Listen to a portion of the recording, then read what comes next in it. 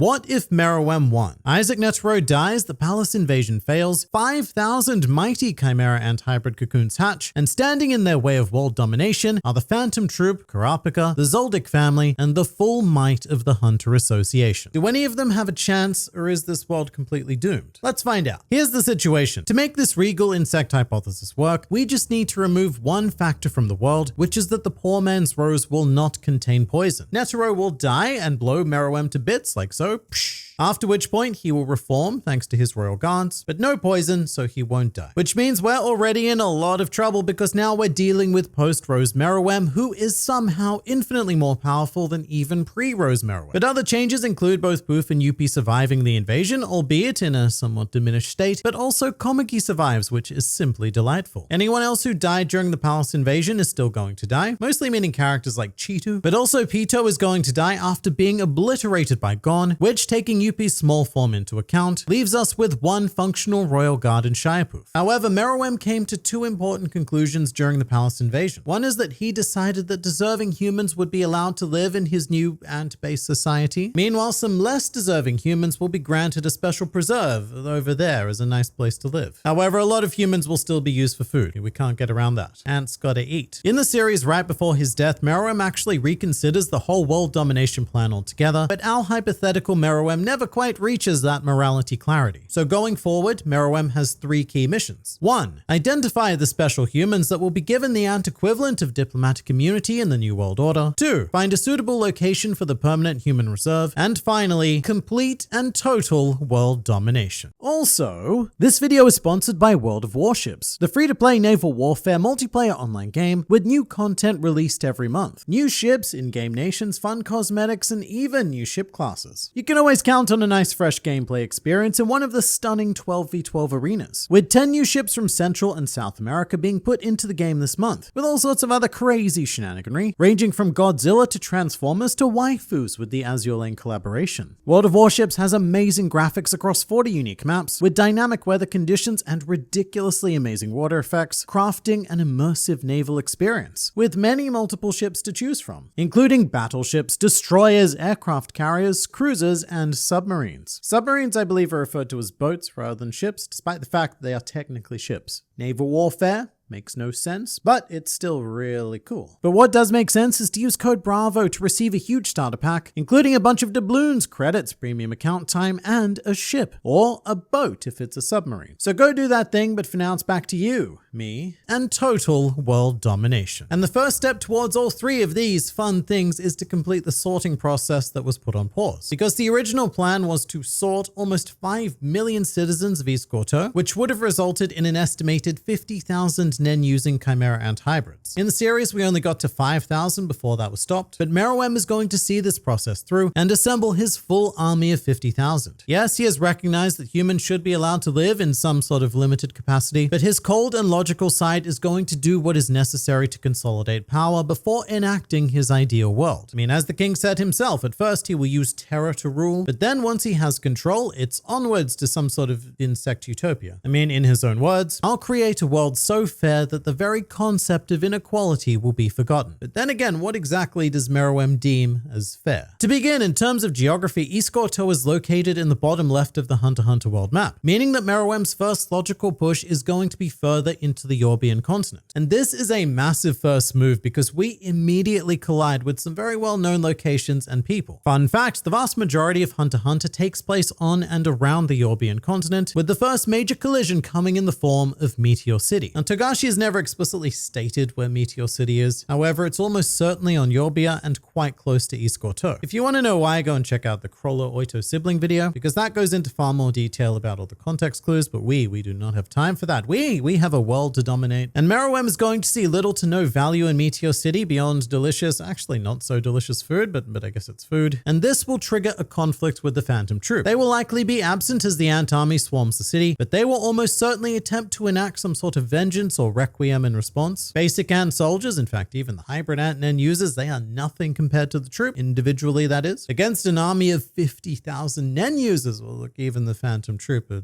pretty screwed. The best case scenario for them is to flee and have Chrollo come up with some sort of plan to move forward, which could take literal years considering how he needed a full year to plan and collect the abilities just to defeat Hisoka. If the troop do anything less, then they're dead. They're just dead. They'll take lots of ants with them to Dead Place, but it's just far too overwhelming. However, there is also a pretty decent chance that MERUEM will recognize the troop members as special humans, Chrollo at the very least, and I wouldn't see it as beyond them at all to join Ant Society and bide their time. From here, MERUEM is going to be much more tactful though, because taking a city that absolutely no one cares about by force is one thing, but the next big target on Yorbia is York New City, which is a major city within a V5 nation called the United States of Saherta. I mean, yes, he could just march in and take the city. In fact, he could probably march in and take the whole country, but that's far from the most efficient way to do things. I think it's much more likely that MERUEM will have his ants infiltrate positions of power. Kind of like how Pito was puppeteering the dictator in East Gorto to make it seem like, everything's running as usual, which wasn't good. East Gorto did not run well, but at the very least, it kept up public appearances. It wasn't running worse than normal. Problem though, because Pito is of course dead, but with 50,000 nen using ants, look, a couple of them are going to be manipulators, so it's not going to be a problem. Stuff like Ikalgo's living dead dolls, but also Shiapoof could use his cocoon and just keep rolling the dice on nen abilities if somehow there is nothing suitable of the 50,000 ants. So MERUEM is going to conduct a secret invasion of this country, because risking open warfare would be ridiculous. All it does is destroy all of the resources you need. The resources in this case, probably being people. And by the time characters like Kurapika begin to notice, it's going to be too late. And speaking of, there is nothing that Kurapika will be able to do on his own, nor would he necessarily make it a priority to fight off an ant invasion, because at this point, Kurapika's only goal in life is to recover the Scarlet Eyes. Also, he's smart enough to very quickly do all of the nen maths and figure out that humanity is, well, it's pretty doomed. I wouldn't put it past Kurapika to attempt to join MERUEM on the condition of recovering his clan's eyes, to which MERUEM will probably be very, very confused, because to him, that's kind of like listening to a cow wanting to recover the milk from its herd currently being sold in supermarkets. But Kurapika is also on the level of special humans. I think that MERUEM would recognize him both in terms of intellect and power, because if Kurapika isn't worthy, then no one has a chance. Whale Island is going to fall victim shortly after though, because it's estimated to exist somewhere off the coast of Yorbia, which was worked out by absolute heroes on the internet with just far too much time on their hands, but I really appreciate their work. And of course, there's sweet FA that Whale Island can do to save itself, so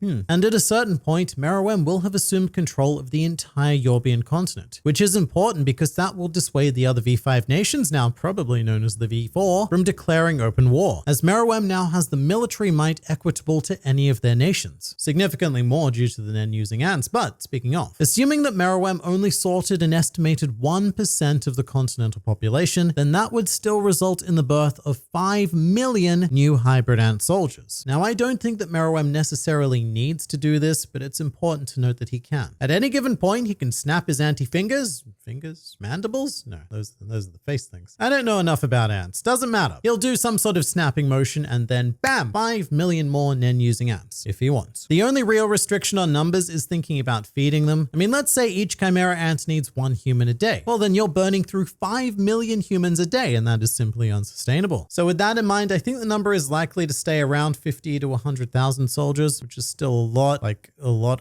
And with this newfound power, MERUEM can afford to be a bit more public as he sets his sights on the next continent, which has no name, but I refer to as not South America, because it is just South America, but upside down. Nobody ever accused Togashi of being particularly original when it comes to world building. I mean, part of this continent is also the nation of Japan, and I wonder what that's a reference to. But this continent as a whole is best known for being the site of the 287th Hunter exam, and a grand total of nothing else. There is a V5 nation here, the Kukanyu Kingdom, but we know nothing else. So MERUEM is going to steamroll his way through not South America, but very politely and as non-destructively as possible. And after this, we move on to something very, very exciting. Going upwards, MERUEM's next target is the continent of not Africa, which I've named for what I hope are clear reasons. And this contains 3 major, and I mean major, serious hotspots. The first of which is Kukuru Mountain, the home of the Zoldyck family. The Zoldycks will not engage because they are not heroes. The Zoldycks are businessmen. Xeno in particular has experienced the power of the Ant King, and so would be highly unlikely to take a job assassinating him even if a contract was offered. However, the Zoldycks would absolutely be deemed as special humans by Meruem, and the king may even use his ridiculous resources to hire them for his purposes. Again, they're a family business, so they're going to go wherever the economic waves decide to take them. And given that Meruem is now the single richest being on the planet with 2 continents worth of cash in his aunt's stash, from here on out he will always be the highest paying client. Meanwhile, on the other side of Not Africa is Heaven's Arena, which holds a great opportunity for Meruem. Let's be real, at this point, the silent invasion is well and truly done. People all over the world now know about the ants, primarily because the ants now consist of half the world. So to break the remaining countries mentally, Meruem may very well participate in Heaven's Arena, fighting his way to the top in televised matches just to prove that he is the strongest being alive. Because as far as the general public is concerned, Heaven's Arena is home to the most powerful of the humans, and Meruem conquering that whilst requiring no effort on his part would be a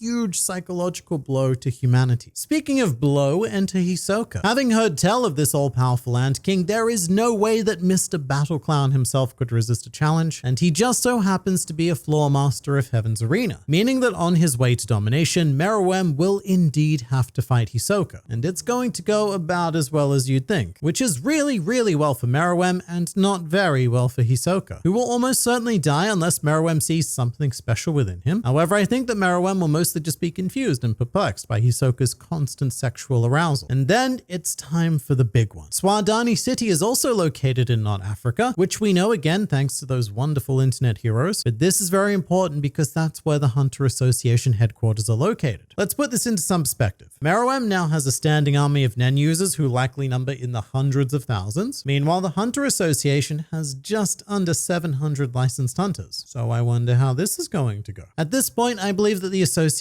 would take on a more diplomatic role depending on who becomes the chairman after Netero. For example, if it's Cheadle, then she will look to facilitate Meruem's world domination with as few human casualties as possible. However, if Pariston was the chairman, then I suspect he would do the same, but have a lot more fun with it, and by fun I mean be a general prick wherever possible. Because you know, in this scenario, I don't think it's a given that Pariston resigns from his position as chairman. There's just far too much fun to be had. Many of the hunters are likely to be considered recognized under Meruem's designation of worthy humans, certainly the Zodiacs, but most of all being one Jing Freaks. He's a bit of a wild card here, but like Kurapika, he's smart enough to sense that the times are changing, and of all of the humans, Jing feels the most adaptable, and he would certainly thrive in Ant World. But with the Hunter Association on board, world conquest becomes a lot more simple. The remaining 2 V5 nations would just sit down at this point and probably negotiate surrender terms, one of them being located on Not Australia, which looks like a real good place to set up some sort of human preserve, large enough to hold millions but segregated enough from the rest of Antworld. The name of the country here is, or I suppose was, the Begarossa Union. Doesn't matter anymore. What matters is that on the way to Not Australia, the Chimera Ants will discover Greed Island, the one and only territory in this world that Meruem is incapable of taking by force. Because due to the restriction of the mechanics of the island, Razor and any of the dev team can just continuously evict them. So funnily enough, Meruem will be forced to play Greed Island. Although to be fair, Meruem does like games, so this is just going to be another fun curiosity for him. The only problem being how he will eventually acquire Plot of Beach, because he will need to form a team to play dodgeball against Razor. But in this case, Meruem simply uses his extreme wealth and connections to acquire as many copies of Greed Island as possible, and then inserts enough soldiers to make a team. Dodgeball does not go well for Razor. In fact, he almost certainly dies. Then Meruem completes the quiz because he has a very good memory, wins the game, and becomes the island's new overlord. Now at this point, there is only one continent and one country that is not surrendered, which is Asia, home to the Kakin Empire, whose strongest fighting force are Prince Benjamin's Nen army and the 3 mafia families. And as fascinating as they are during the Succession War, which now never happens, there is absolutely nothing they can do to stop Meruem. What's more interesting here is that Meruem may encounter Beyond Netero, who is definitely a special human considering that he is the son of Isaac Netero, Meruem's most respected of all of the humans. And if he isn't aware already, then Beyond will inform Meruem about the Dark Continent, seeing the king as a fantastic and at this point literally the only vehicle to get there. Meruem could know about the continent already through Jing or Pariston, but it's only at this point that the knowledge is definite. And this takes us to one of my all-time favorite Meruem quotes. "If this is the mandate of heaven that I've been given, I fear nothing except the tedium it will bring." And having flawlessly beaten the tutorial level that is the human realm, Meruem will then set out to complete the main game, a homecoming of sorts as he makes it his mission to conquer the Dark Continent.